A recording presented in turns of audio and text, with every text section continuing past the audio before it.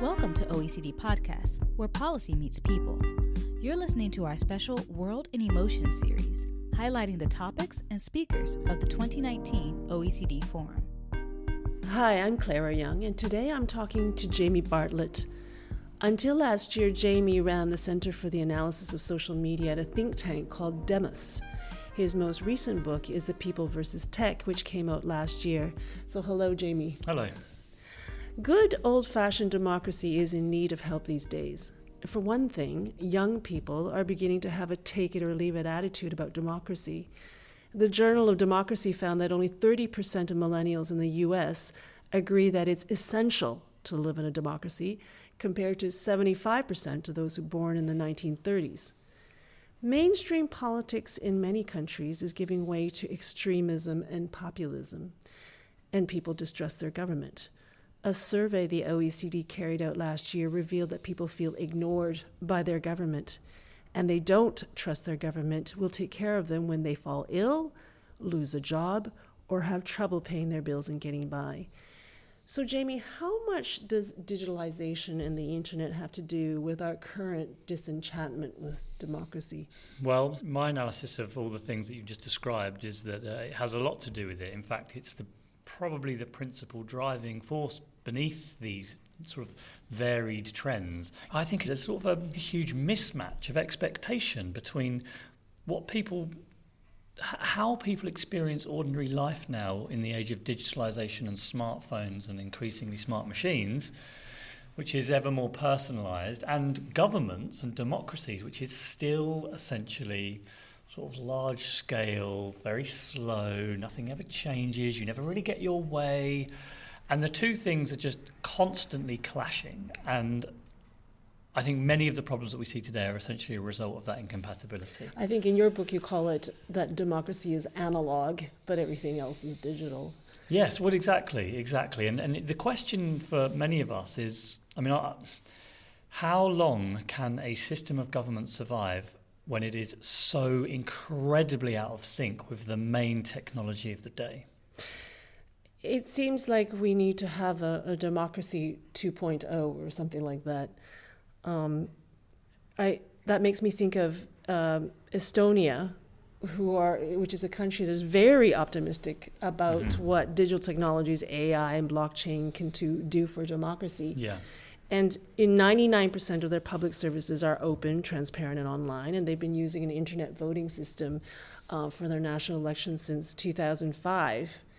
Is civic tech a way of fighting fire with fire? When I say fire, I mean all the negative effects of digitalization, the fake news and the bubbles, the tech bubbles, the social media bubbles. It's definitely one way. It's definitely part of it. And I think often experimentation like this comes in smaller places where it's easier to do. It's definitely easier for a country like Estonia to experiment with putting all public services on a blockchain than, say, the United States. Where it's just, frankly, it's not really possible. I'd love to see it, but I don't think it's going to happen.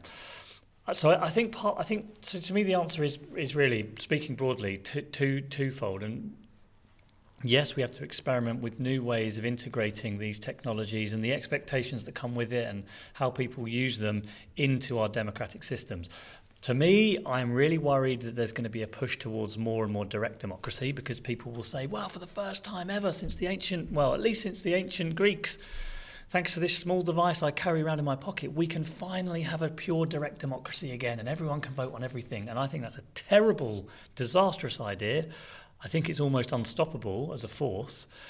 But I think the task is to improve representative democracy through using new technologies. That's my thinking, and Estonia certainly is trying to do that, and we should experiment too.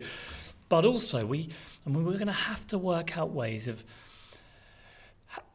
regulating technologies that do not respect national borders, because that's the core problem here, isn't it? Whether it's about where you plonk yourself as a business to pay taxes, how far you respond to legal warrants, the extent to which the police are able to investigate certain crimes that happen online, that's not just going to be solved by putting your public services on a blockchain through civic tech. It needs cooperation. It needs cooperation of as many countries as possible. Precisely. And even if you can't manage that, for example, UK police, and people don't think about the police as being an important part of democracy, but if you can't enforce the law, you don't really have much of a democracy to speak of.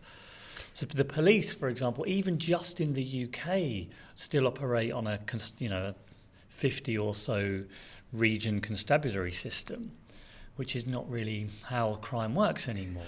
But even within the country, there's things that we could do better. And a lot of the answers here might actually also come from the private sector, who are going to develop products for us. So yes, a lot. What do you mean by products for us? You're more likely to be essentially robbed online or a victim of cybercrime online than you are to be victim of a crime offline. Hardly any online crime actually gets prosecuted. Okay, what's the answer going to be? To me, the answer is going to be in the end, we normally resolve these problems of risk through insurance. So I think there's going to be an enormous private sector in cyber insurance rather than just detecting and stopping cyber fraud. And the private sector, rather than governments, will be the ones that will develop those products. So there's certain issues. And another big thing that's coming that's a real direct threat to democracy, obviously, is sort of deep fake technology. What do you trust? It's going to be, within 10 years, I think, powerful deep fake technology, i.e. the ability to make videos look able to say anything you want, will just be a cheap app on your phone. Everyone will have one. How are we going to know whether to trust videos or not? There needs to be technologies, commercial technologies that companies buy that can help you verify whether a video is the original video or whether it's a doctored one. I don't want the government. I see a booming industry. I don't want the governments doing that. Can you imagine if the government no one would trust it anyway? So it's probably going to be private sector products. So there also needs to be a really vibrant private sector that's going to try to come up with interesting products that will solve some of these problems. But it seems to me ultimately a little bit unsatisfying to have the private sector come up with all the solutions to these problems. I mean, I think about the EU's General Data Protection Regulation. Is that a model that works, that other countries can follow in terms of data privacy and protection? Yes, and I'm a big fan of that, and I think it's great. And the reason I think I know some small businesses are fed up with it and they're frustrated about the costs that it's imposed on them. But when I look at GDPR, I'm thinking 10 years down the line, when this law's a bit more mature and we've worked out how to enforce it, we will all be producing exponentially more data about ourselves then, and more personal data and more cross-referenceable data, and it will become vital that there are protections in place. And that's the kind of timescale that these laws sometimes need. So I do think that, but the private sector, I think, is going to have a really important role in building products to help people enforce their GDPR rights. And I'm not coming on here to talk about the private sector. I just sort of said it as a kind of, civic technology is great, but where's all the money going to come from to pay for all of these new products that we need? And fortunately, it's often the private sector. So GDPR, I foresee that data portability, this right you have to go to a company and demand that your data is given to you, is going to become the most important right that we have under GDPR. And citizens are going to need to have ways of enforcing that right very easily and simply. I want to be able to go to a company and say, hey, company X, can you just go to every single platform, data broker, private sector company that has my data, get it all for me and resell it for me on these terms?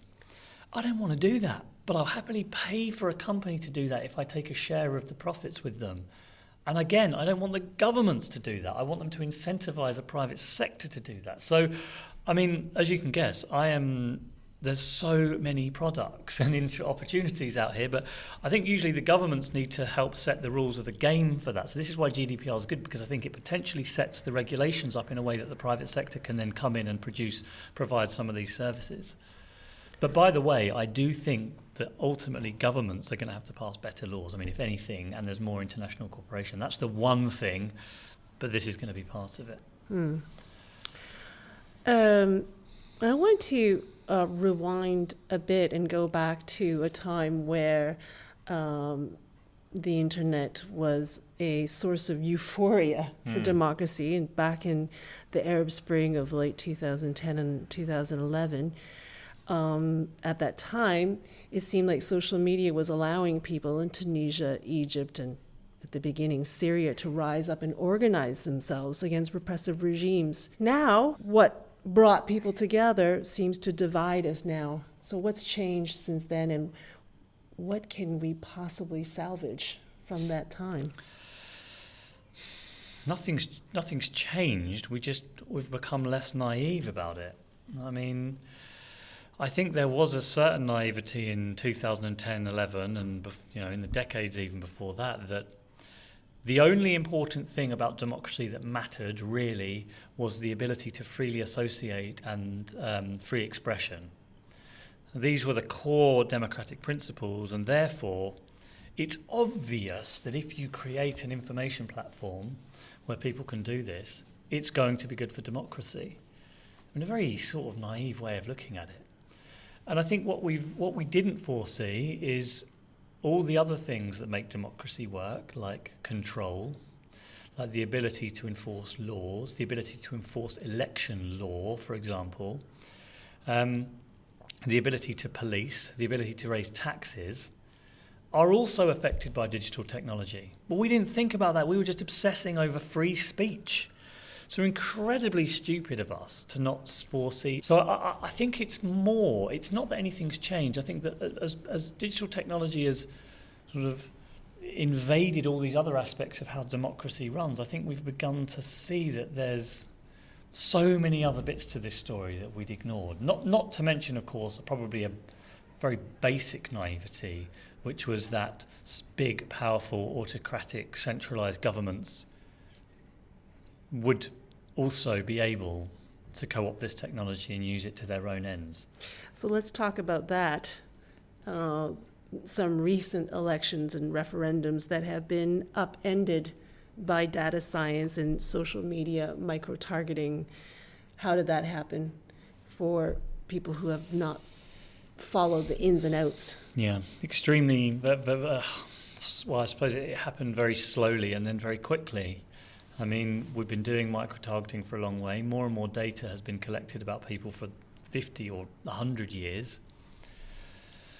The difference now, of course, is the scale of that data and the sophistication with which you can target smaller and smaller and smaller groups of people through digital platforms.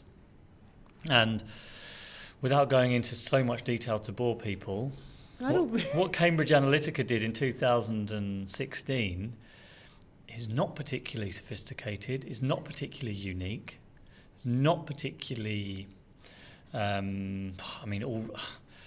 lot of different political parties are doing something similar, which is to say, collect as much data as you can about people, buy a lot of it in from large data brokerage companies, profile them as much as possible, learn about them as much as you can, and then design content to target ever smaller groups of them. Now, I think we've missed the point on this story and the subsequent stories about it. To me, this is not about whether they won the election for Donald Trump. There's not actually any clear evidence about the effectiveness of some of these techniques. What matters more, I think, is that we are at the beginning of a very significant change in how elections are being run. Cambridge Analytica is the beginning of the story. In 20 years' time, every single voter in this country will receive a different message from everybody else, and it will be dynamic. It will probably be automated. It will be coming through your smart fridge rather than your phone.